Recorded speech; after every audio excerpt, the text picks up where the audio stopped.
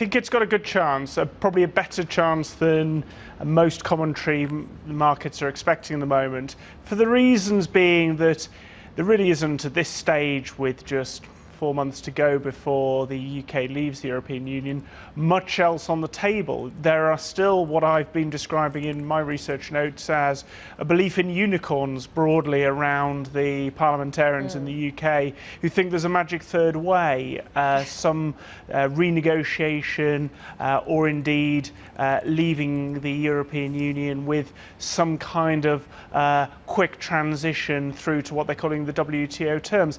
That just doesn't simply exist. It comes down to a binary choice now. It comes down to a choice to Theresa May's deal or what is a quite uncomfortable exit for the UK and all the political ramifications that may entail.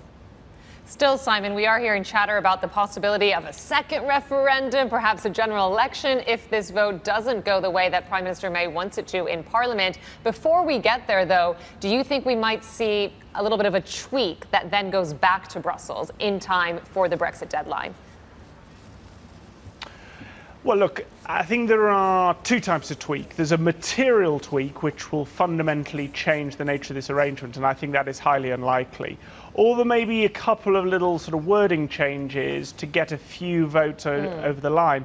I think the latter is more likely if the parliamentary whips, the people who work for the government trying to push lawmakers in the direction of the government's view, think that this is going to come down to a few votes and they can effectively buy off with a few wording changes some parliamentarians.